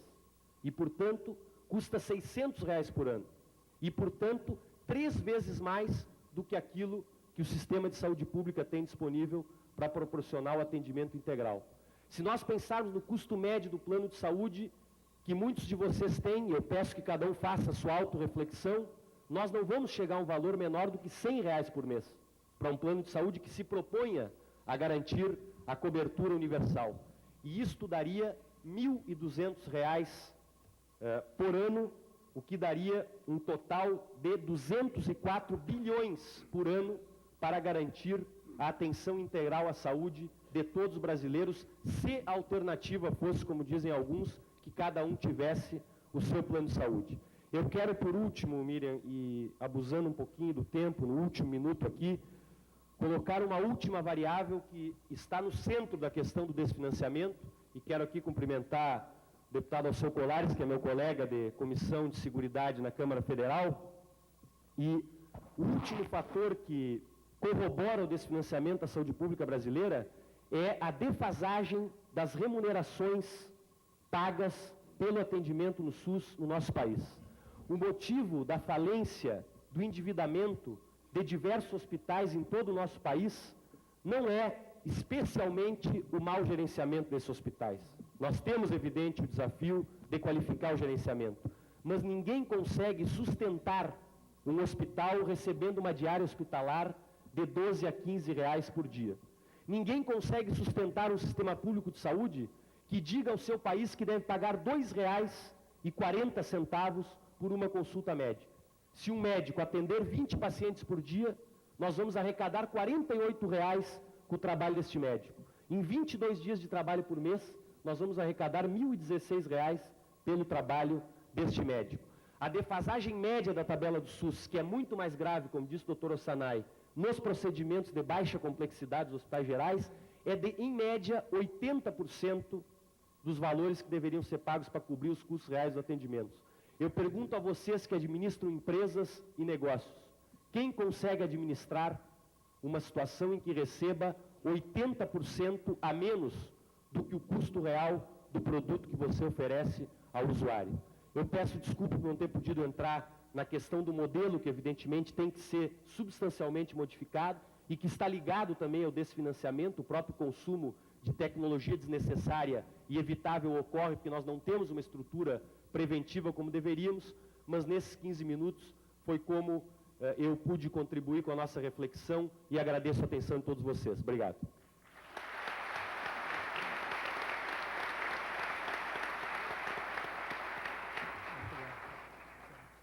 Obrigado, deputada Henrique Fontana. Foi um pouco mais do que 15 minutos, mas os palestrantes estão super disciplinados hoje, estão de parabéns. Ele introduziu questões importantes e fez a defesa da sua convicção de que o sistema tem que ser basicamente um sistema público. Isso aí certamente é tema para debate. Agora vamos ouvir o senhor Tom Miller. Ele é diretor de estudos de política de saúde do Cato Institute. Ele, na verdade, é o único, nessa mesa, além de mim, que não é médico. Ele é bacharel em ciências políticas pela NYU e em direito pela Duke. Antes de integrar o Cato Institute, trabalhou por 14 anos junto ao Competitive Enterprise Institute como diretor de estudos da política econômica e analista sênior. É colaborador do Wall Street Journal, Reader's Digest, USA Today, Los Angeles Times, American Spectator and Reason. Ou seja, ele também é jornalista. Mr. Miller. Thank you very much. Good morning. It's a great pleasure to be here. What would free market healthcare public policies look like? Don't ask me. I'm from the United States. Despite what you may assume, the U.S. has never really seen a free market in healthcare, certainly not for the last 60 to 70 years. U.S. healthcare markets have been controlled through government regulation, government tax and spending subsidies, and publicly funded healthcare programs like Medicare and Medicaid. All of these activities distort any normal market signals by which consumers and providers could make decisions regarding affordable, efficient health care. In combination, federal and state governments in the U.S. either spend directly or direct the spending of more than half of all health care dollars. The U.S. has the Medicare program for the elderly, Medicaid for the non-working poor, the disabled, and the indigent elderly, more subsidized insurance plans and coverage for children, tax subsidies for workers, admittedly steered more generously toward middle and upper income working families. The U.S. has regulatory subsidies like mandated insurance benefits and special protections against vigorous competition for various healthcare provider interest groups. In the U.S., as in other nations' political treatment of healthcare, regulation has begat regulation and more regulation, all of which have weakened our healthcare system. Many potentially valuable private products have been priced out of the market by regulation. Yet for the political side of healthcare, nothing succeeds like failure. Failed policies give rise to more failed policies, piled one on top of another. And these days, our politicians may be about to increase, not decrease, state involvement in health care. A new prescription drug benefit for an unreformed Medicare program for the elderly remains more likely than not to be adopted later this year. A host of new regulations on private insurance plans called a Patient's Bill of Rights, again, more likely than not to be enacted over the next 2 years by the current Congress. We're about to implement complex, contradictory, and costly regulatory restrictions on users of health information in the name of privacy protection, and perhaps a new round of tax credits to help the working poor purchase health insurance.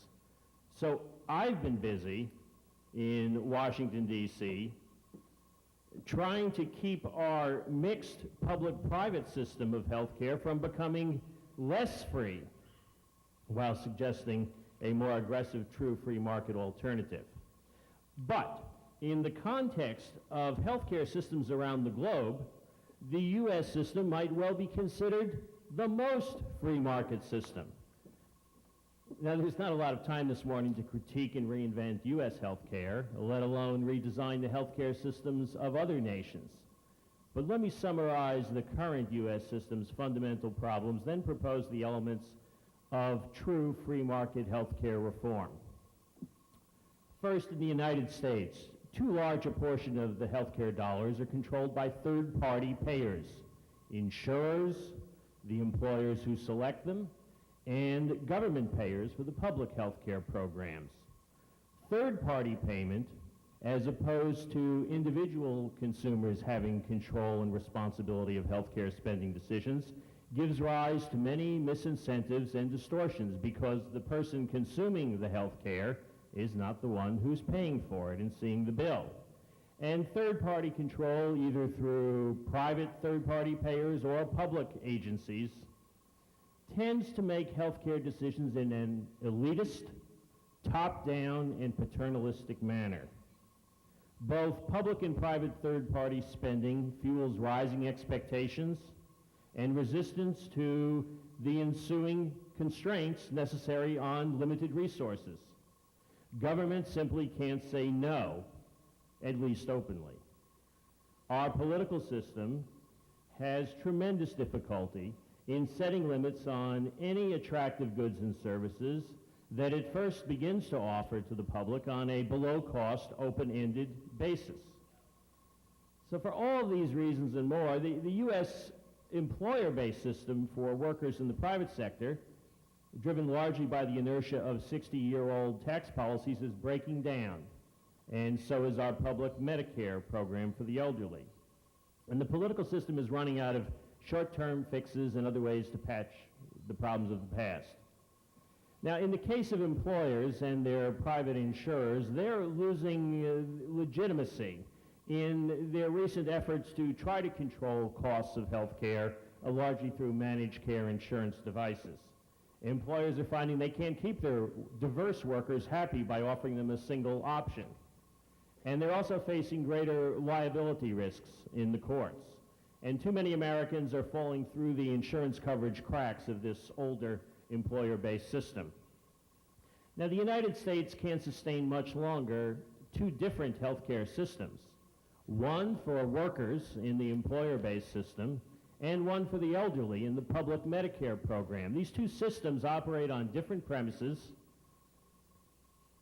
and rely on different delivery systems. Medicare was enacted in the U.S. in 1965. It remains stuck in the healthcare policy assumptions of that era.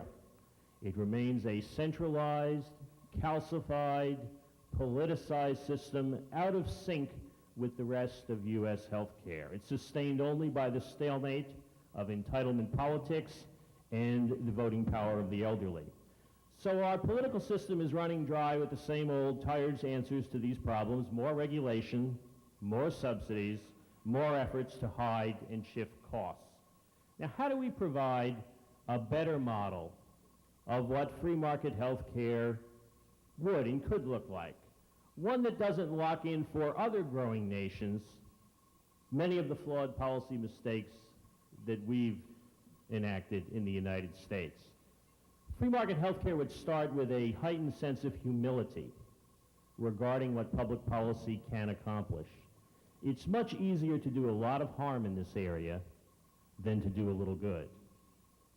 We need to recognize the need for a flexible framework that can adapt to the complexities of healthcare and the customized needs and preferences of every unique individual. Also start with ensuring that individuals have initial control of their health purchasing resources. At a minimum, they get to choose who chooses. 50 minutes. If they don't, or they get to choose who chooses, or to decide who decides if they don't want to do it themselves. Free market healthcare would focus on outputs, not inputs, aim at maximizing value, not just minimizing costs, and finding a better balance between cost, quality, and access. Free market healthcare would, of course, be committed to the basics. Prices vary with quality. Price controls quickly lead to shortages, reduced quality, and allocative distortions. And fostering greater individual choice carries with it greater individual responsibility. Free market healthcare would facilitate mechanisms to make insurance coverage cheaper for consumers who want to make their own cost-benefit trade-offs. At its most basic level, that means ensuring that the legal system will enforce healthcare contracts as written and respect property rights, so that healthcare products offered to consumers can be more differentiated and vary along a wider continuum of cost and quality.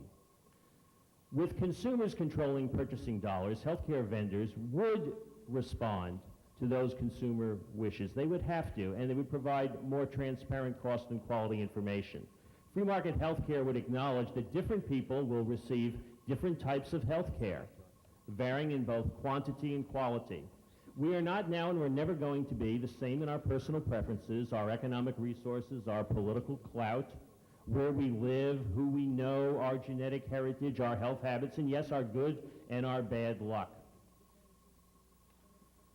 If society wants to further rearrange the market-based distribution of income to help the poor or the medically needy, rather than rely on private charity and civil society to assist them, it should do so in an open, targeted manner without distorting everyone else's set of healthcare choices in the process.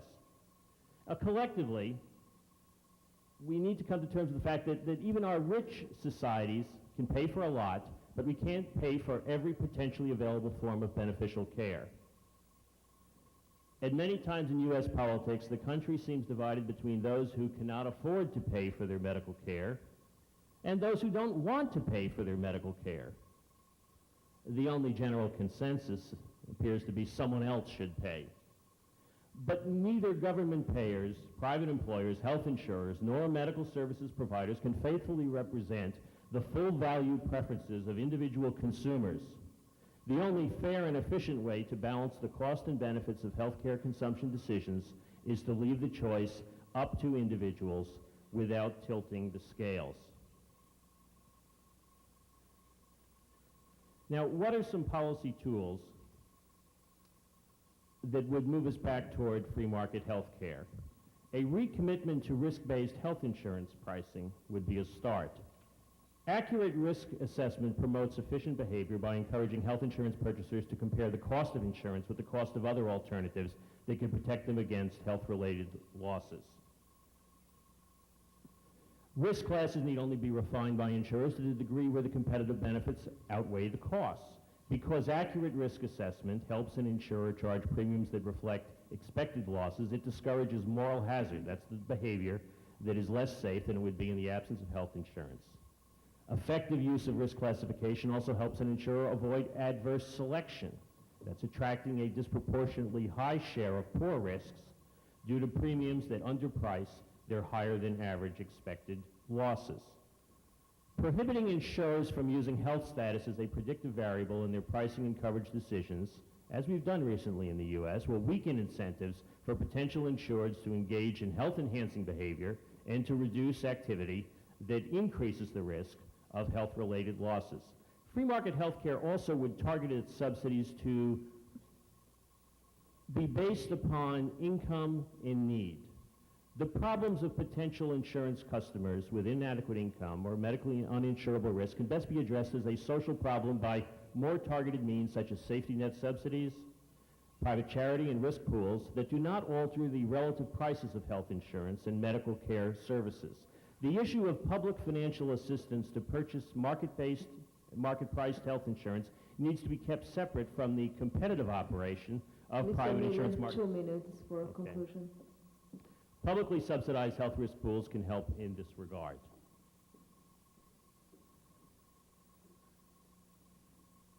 Some other free market tools would include keeping tax and regulatory policy neutral so that it does not favor one class of healthcare purchasers and consumers over others. Voluntary purchasing pools, not just those sponsored by employers, might offer multi-period sustainable insurance contract choices. Another evolving free market tool is defined contribution health plans in which employers provide workers with the funds to make their own insurance choices. And this is also important in moving to the transition of a reform of our Medicare system. Free market health care also would be skeptical about the assumption that getting more health insurance coverage necessarily improves one's health outcomes.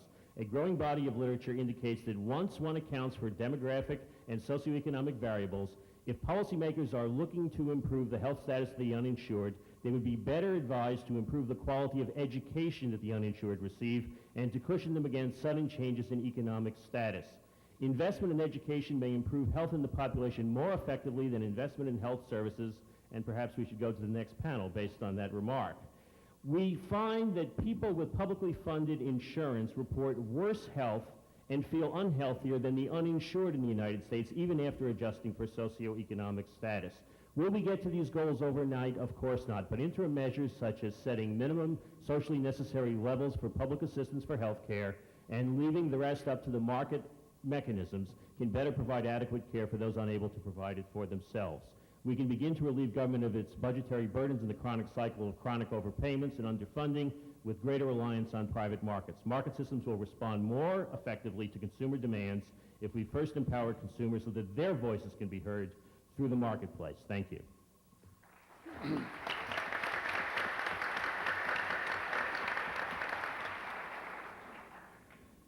Obrigada, Mr. Miller, por introduzir essas importantes questões no debate. E agora o meu papel é fazer um pequeno resumo, e eu prometo fazer uma coisa bem resumida mesmo, quem sabe obedecendo meu treinamento de televisão, que eu tenho lá 2 minutos no máximo, quando o assunto é muito importante. O que houve uma concordância aqui entre os médicos da mesa é que talvez um pouco diferente a posição do deputado, mas eu vi a posição de Alceni Guerra, tanto o Dr. Batista e o Dr. Ossanay, que não, a saúde brasileira não é um paciente terminal, tem até coisas a comemorar, e é bom que a gente tenha coisas a comemorar, porque assim a gente pode ver onde está acertando, quem sabe acertar mais, né? O Dr. Batista lembra o sucesso que o Brasil teve, o sanitarismo brasileiro teve ao longo do tempo. Quero lembrar que uma das campanhas vitoriosas, a campanha de febre amarela, infelizmente, a febre amarela está aí de volta, assustando, principalmente lá em Minas Gerais, minha terra. O Dr. Jorge Ossanay mostrou como que o Brasil está na vanguarda tecnológica e tem vários bons motivos para comemorar, mas também tem gravíssimos problemas. O Dr. Alceni faz um dado importante, quer dizer, o SUS tem apenas 10 anos, falamos tão mal do SUS, mas o SUS é uma criança, e uma criança que tem acertado muito, apesar de todos os pontos. O Dr. Alceni também acrescentou a questão da educação. como a educação é importante, o investimento em educação pode ser, é fundamental para reduzir os gastos até na saúde, e o Mr. Miller concorda com esse ponto de vista. O deputado Henrique Fontana levantou uma questão que é controversa, mais controversa. Ele acha que tudo tem que estar disponível para todos, ou seja, a ideia da universalização. E o Mr. Miller discorda dessa opinião. Ele tem uma visão mais privatista e mais de mercado em relação a esse ponto de vista. Então, tudo isso nos leva à seguinte conclusão. O Brasil tem errado muito, mas tem acertado também na saúde. E, como disse o doutor Batista, os gastos não vão diminuir com a saúde, eles vão aumentar ao longo do tempo, até a explicação de como funciona o sistema americano mostra que, sim, é um sistema que demanda muitos recursos. E aí nós chegamos no ponto do deputado Henrique Fontana. Ele acha que está havendo um desfinanciamento da saúde brasileira, está diminuindo o percentual gasto com a saúde. A questão é que aí chegamos naquele dilema fundamental. Os cidadãos não querem mais pagar impostos, não querem pagar mais impostos do que pagam, porque é muito caro, e ele mesmo mostrou o aumento brutal da arrecadação de impostos no Brasil. Mesmo tendo caído percentualmente, a saúde entre os ministérios é o maior orçamento. Como fazer para financiar a saúde, que terá gastos exponencialmente cada vez maiores? Como financiar, como oferecer o serviço, todos os serviços disponíveis para todos, se alguns estão pagando pelo seu seguro privado, ainda que com falhas. Se eles pagam o seguro privado e usam o serviço público, está havendo aí um duplo gasto. O cidadão gasta o seu dinheiro e depois o Estado gasta o seu dinheiro. Como financiar os gastos crescentes da saúde e dentro do conceito da universalização, se a sociedade é tão desigual?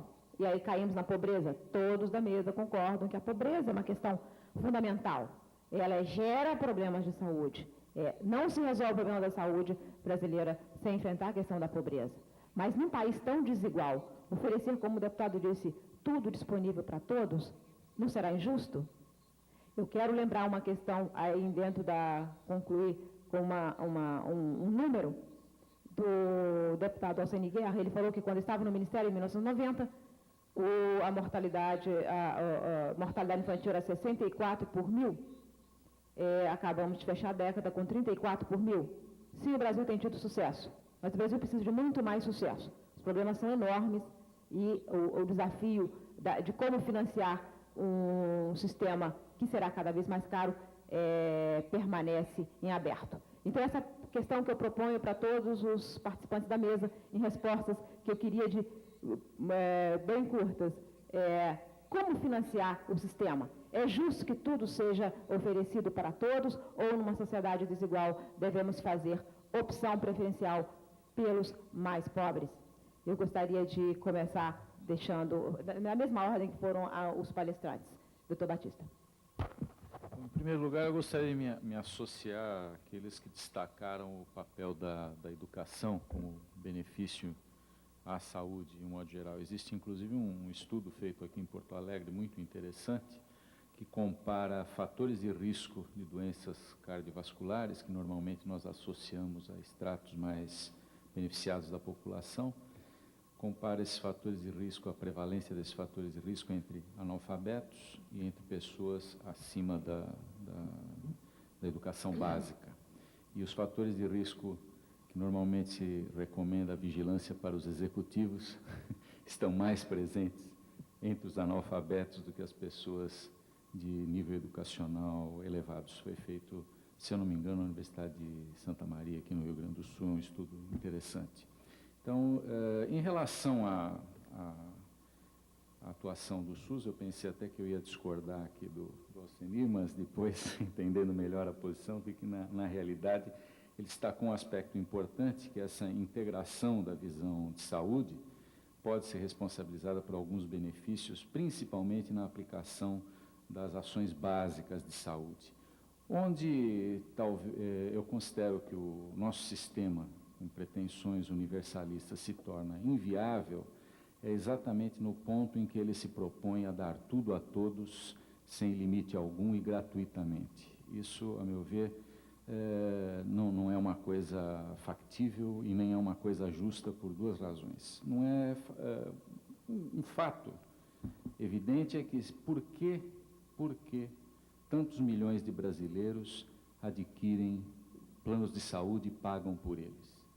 Existe uma razão, as pessoas não são tolas, elas procuram e gastam seu dinheiro em planos de saúde exatamente porque elas não podem contar num nível adequado com a assistência pública, essa assistência supostamente aberta a tudo e a todos, sem nenhuma restrição. Ela oferece, embora existam ilhas de excelência no sistema, o sistema é de muito difícil acesso, muito desconfortável, muito pouco confiável sobre vários aspectos. Mas imaginemos que Deus, que todos nós sabemos, né, de longa data que é brasileiro, tivesse uma crise assim de nepotismo patrioteiro, né, e fizesse com que amanhã o nosso sistema público de assistência médica se tornasse a oitava maravilha, eficiente, de fácil acesso, confortável, perfeito, alta qualidade. O que aconteceria a partir do dia seguinte? Toda a classe média alta, toda a população que hoje se vale de outros recursos ou que não consegue acionar os recursos públicos de saúde, passaria imediatamente a utilizar intensamente esses serviços e inclusive com grande abuso de utilização, né? E nós destruiríamos novamente o serviço 2 dias depois. Então, essa abertura sem, inclusive, esse subsídio que não sofre nenhum tipo de compensação pela capacidade econômica de cada um, ele acaba sendo perverso exatamente para a população mais desprovida. Eu tenho absoluta certeza, se eu, qualquer um dos componentes da mesa, precisar de um ato médico complexo no SUS, nós conseguimos isso com relativa rapidez. E isso não acontece com a população, exatamente aquela população mais desprotegida. Então, o subsídio à saúde deveria ser inversamente proporcional à capacidade econômica de cada um. Deveria ter, como qualquer outro sistema de seguro, de partilhamento atuarial, fatores de moderação, as franquias que nós utilizamos em outros seguros, como uma maneira de não se utilizar intensamente alguns atos médicos desnecessários ou tudo mais.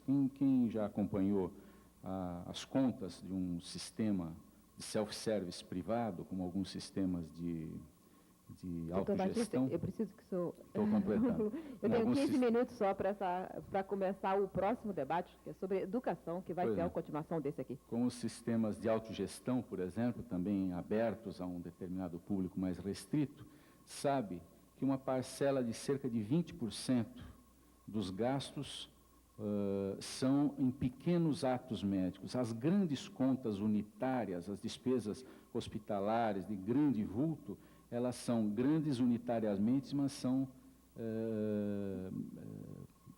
poucas, são mais reduzidas. O grande consumo de pequenos atos médicos que está ao alcance de uma faixa mais larga da população consome grande parte desses recursos. Então, esse balanceamento seria necessário para que nós pudéssemos dar mais a quem precisa mais. Ok, muito obrigada. Então, nós temos aqui, duas posições. O deputado Henrique Botana acha que tudo tem que estar disponível para todos, e o doutor Batista acha que não. É preciso ser inversamente proporcional à renda, à oferta de serviços. Eu gostaria da opinião do ministro Alceni Guerra sobre o assunto. Bem, objetivamente, Miriam, se estivesse no Ministério da Saúde e o presidente da República me chamasse e dissesse: tenho 4 anos de mandato, quero universalizar o atendimento e dar atenção para todos, oportunidade de atendimento igual para todos, quero que você resolva isso em 4 anos. Não é mágica, apenas uma gestão administrativa do que está disponível. Faria um fundo estatal de alta complexidade para diminuir o custo mensal do plano de saúde. Retiraria de dentro dos planos de saúde existentes hoje no Brasil, públicos e privados, a alta complexidade, com fundo estatal, financiaria a pesquisa e o ensino através de uma rede de alta complexidade nas universidades, no ensino público. E reduziria drasticamente o custo do plano de saúde para dar mais acesso ao cidadão ao plano de saúde, passando dos atuais 40 milhões de pessoas que são assistidos para 60 ou 70 milhões, retirando da rede pública essa clientela e dando a todos uma oportunidade igual. Acho que seria uma forma razoável de se gerenciar as filas hoje existentes. Se o presidente da República me chamasse e dissesse, não, nós temos que fortalecer o sistema público, ele em uma década, 2 décadas tem que ser universal, tem que atender a população inteira, buscaria outras formas de financiamento. E formas novas de financiamento que não constam hoje dos programas do SUS. Algumas coisas inovadoras. Acho que quem vende água no país e as empresas foram todas privatizadas tem que colaborar com a saúde. Acho que o poste de energia elétrica tem que dar sua parcela à saúde, quem sabe com IPTU de postes. E coisas que poderiam ser seriam acrescentadas ao financiamento do setor público. Me parece que hoje o caminho mais curto seria uma intervenção estatal para reduzir o preço dos planos de saúde, aumentar a clientela dos planos de saúde, aliviar o serviço público a curto prazo. A longo prazo, se me perguntasse, sou favorável à segunda hipótese. Acho que a saúde é um dever do Estado, acho que o Estado que todos, liberais os socialistas, sonham, é um Estado com forte presença na educação e na saúde. Nós não podemos ignorar que essa é uma cláusula da nossa Constituição muito forte, a saúde como um direito de todos e um dever de Estado. Para concluir, acho que nós temos feito um esforço considerável aqui nessa sala mesmo. Temos aqui o ex-ministro Carlos Albuquerque, que foi um dos ministros da nossa década que o Luiz Nassif muito bem definiu num artigo brilhante há poucos dias na Folha de São Paulo, dizendo a década da saúde. Começou em 90, terminou em 2000, com um grande salto. É um menino, o SUS é um menino, é uma criança, não é nem adolescente ainda, já apresentou grandes resultados e nós temos sim que pensar no financiamento e na solução desse grave gargalo que o SUS tem hoje, que é o financiamento do seu sistema público. Muito obrigado, doutor Alceni. Então, ele agrega a posição de que, sim, é preciso encontrar novas formas de financiamento, mas a saúde é uma das principais vocações do Estado. Eu queria a opinião do doutor Jorge Ossanay sobre esse dilema entre financiamento, limitação de recursos e que proposta temos para a saúde num país desigual. Bom, quanto à pergunta inicial feita para todos, né, de tudo para todos, a todo momento, é uma questão de justiça. Porque a justiça é a equidade e a desigualdade existe. Ontem, o vice-presidente da República falou em termos de equidade vertical, as diferenças, né, entre raça, diferença entre idades, profissões, sexo, etc. E da inequidade ou da equidade espacial, né, dentro de uma área geográfica, essas diferenças. Agora, mais de 2.600 anos atrás, quem estava muito preocupado com justiça, com formas de organização da sociedade, Aristóteles já definiu que justiça ou equidade vertical, primeiro horizontal, justiça ou equidade horizontal seria tratar igualmente aos que são iguais em seus aspectos fundamentais. Reconhece que tem muitas diferenças, mas existem aspectos que são mais fundamentais. Então, equidade horizontal seria tratar igualmente. Mas a contribuição importante é que ele disse que equidade vertical é tratar desigualmente aos que são desiguais em seus aspectos fundamentais. Quanto aos passos, eu acho assim que nós devemos ter coragem. O SUS é criança, o SUS só tem 10 anos, mas nós temos que ir para cima agora dos grandes problemas da adolescência do SUS, né? Não é tão criança. Então, todo o sistema que está estimulando e pagando desigualmente e pagando mais ao que é mais sofisticado. Dr. Carlos Albuquerque, que é ministro da Saúde, antes foi presidente do Hospital de Clínicas de Porto Alegre, que na época também era um modelo, né? Vinham diretores de outros hospitais de clínica ver, sabe que o SUS paga bem para o hospital universitário. Mas, por exemplo, uma pessoa que precisa de um cuidado intensivo num hospital pequeno, que tem um número relativamente pequeno de casos, ele recebe, a partir do quarto dia, quando se reduz um pouco o pagamento, em torno de R$40 por dia de diária. O mesmo caso, com o mesmo diagnóstico, né, ele recebe em torno de R$400 por dia no hospital de clínicas. Sendo mais exato, eu fiz os cálculos, o hospital de clínica recebe 9,88 vezes mais. 888% mais pelo mesmo caso. Então, o SUS tem uma série de inequidades e injustiças dentro. Nós temos que, inclusive os que defendem o SUS, e principalmente estes e os que defendem, que é um dever do Estado, que a gente tem que atacar esses problemas. Tem que buscar a solução, tem que entrar de frente. Agora, não, o SUS tem que entrar para a segunda ou para a terceira fase, vamos reajustar. Nós sabemos que os hospitais pequenos, para serem salvos, nós tivemos, inclusive com um hospital assim, que está em uma crise bastante feia, consegue sair, consegue subsistir, porque dois dos diretores presidentes e mais um diretor técnico são neurocirurgiões, né? Então o SUS pode manter aquele hospital que depende do SUS, porque faz coisa sofisticada. Nós dizemos que a prioridade é a educação, que é a promoção, que é a prevenção, e colocamos dinheiro para o outro lado. Pagamos para o plano de atenções básicas, graças ao doutor Albuquerque também, né? Chegamos a conseguir pagar R$10 per capita por ano, mas nós gastamos em vários casos várias centenas, ou seja, é como eu aprendi lá no banco, no BID, a gente dizia assim, put your money where your mouth is. Ponha o seu dinheiro onde está a sua boca. Se o discurso é de prevenção e promoção, vamos gastar dinheiro mais em prevenção e promoção do que nas coisas mais sofisticadas. Obrigada, doutora Sanay. Então, ele acha que é uma ilusão a ideia de tudo disponível para todos. Mais do que isso, é injusta. Né? Não é só uma utopia, como ele disse, mas mais do que isso, é uma utopia injusta.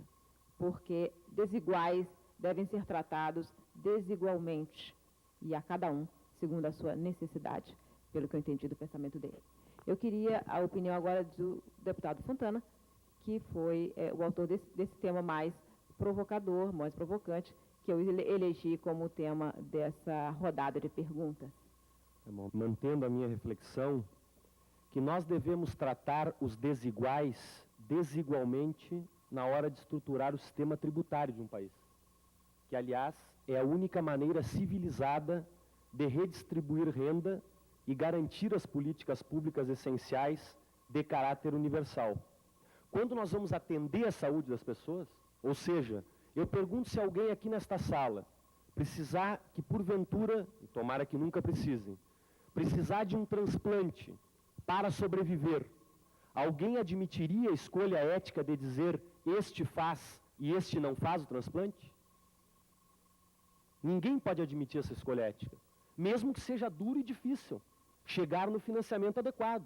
Mesmo que eu saiba que nos Estados Unidos, que é um sistema ultra ineficiente, por ter uma alta participação do sistema privado dentro, se gasta $4.000 por habitante ano e não se consegue garantir saúde com a mesma qualidade que outros países da Europa que gastam 1/4 disto, tem ineficiências lá. Mas o objetivo, é difícil chegar nisto? É difícil. Mas se a sociedade não aceitar esta utopia, qual é que é então o limite da sociedade? É escolher quem morre e quem vive? Nós temos que dizer com todas as letras, o sistema público de saúde brasileira tem poucos recursos. Aqui está o ex-ministro Albuquerque, que lutou duramente para melhorar a qualidade do serviço público de saúde brasileiro. Mas ele sabe que com o recurso disponível, que eu acabei de citar na minha palestra aqui, R$ 220 por habitante ano, menos de R$ 18 por mês, não tem quem consiga estruturar um sistema universal. E a pergunta que eu faço é a seguinte: nós queremos ou não queremos mais gastos e investimentos públicos em saúde no nosso país? Eu tenho uma opinião. Eu quero mais gastos em saúde no nosso país. Eu acho que isso é justo, necessário e inadiável. Eu, por exemplo, quero saber por que eu estou pagando 43 bilhões a mais de impostos de 98 para 2000, incluindo aqui 8 bilhões de CPMF, que era para ser só para a saúde pública, e que não foi nenhum centavo de recurso novo para a saúde pública. Eu quero perguntar em nome do povo brasileiro: onde está este recurso? Nós queremos mais dinheiro na saúde. Vai solucionar tudo como um passe de mágica, de um dia para o outro? Não. Mas é evidente que um sistema que hoje tem 37 bi, se tiver 47 bi, ele vai solucionar muitas e muitas situações. Muita gente que hoje está morrendo sem atendimento vai ter atendimento. Nós vamos, aliás, qualificar o gerenciamento dos recursos. Porque a carência de recursos, era a última parte que eu ia falar na minha palestra antes, não deu tempo, a carência de recursos é um dos maiores fatores da ineficiência no sistema. Porque é evidente que a pressão política da sociedade é muito maior para garantir um leito na UTI ou uma vaga no hospital quando seu familiar está morrendo, do que para exigir uma palestra preventiva sobre hipertensão. Então as pessoas vão adoecendo ao longo, porque quando falta recurso em saúde, o primeiro corte é na prevenção e na educação. Porque a pressão política, e quem foi gestor sabe disso, é brutal para que tu tenhas, evidente, o serviço para atender a pessoa que está morrendo. Só que aquela pessoa que teve um acidente vascular cerebral e que está morrendo na emergência de um hospital, ela adoeceu ao longo de 20 anos para chegar naquele acidente vascular cerebral.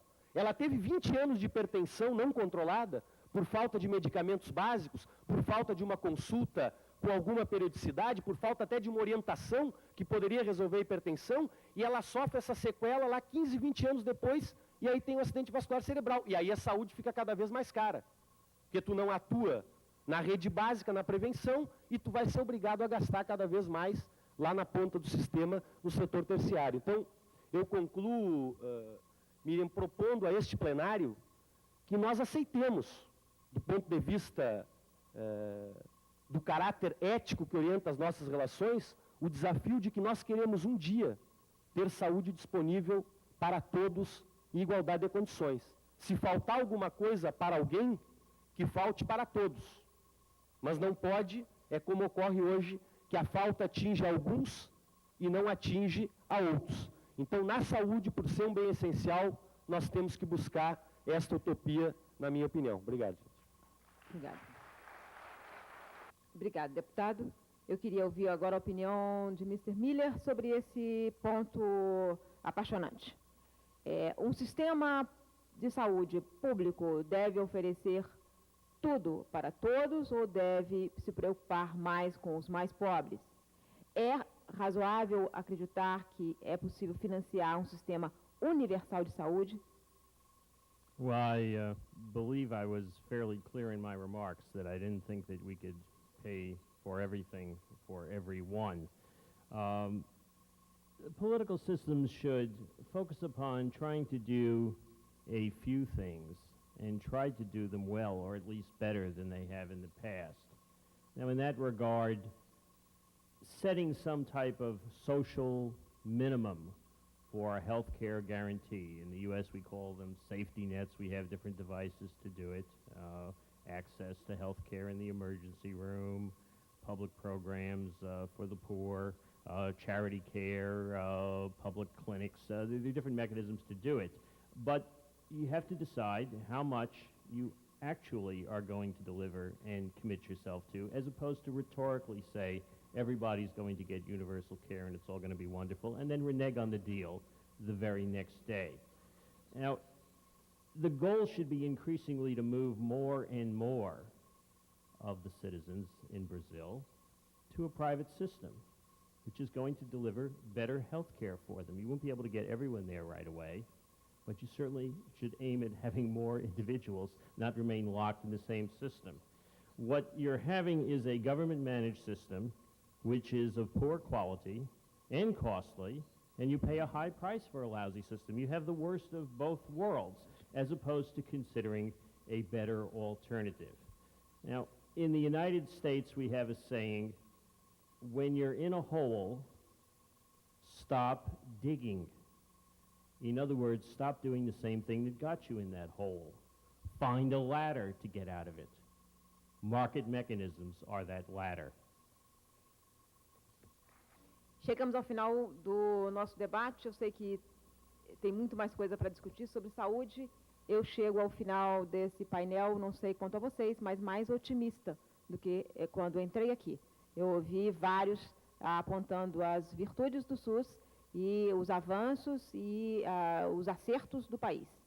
E saio com a dúvida, uma grande dúvida, que é para alimentar os próximos debates e alimentar os debates que se travam também na imprensa, em outros meios, que é como financiar e que tipo de escolhas o sistema tem que fazer, ou se tem que fazer escolhas. Essa questão, então, cada um responda e continue se informando para ter sua própria opinião. O próximo debate é uma sequência desse. Ele nasceu aqui. Aqui todos disseram que era educação a questão principal. Nós vamos discutir agora a educação. Muito obrigada.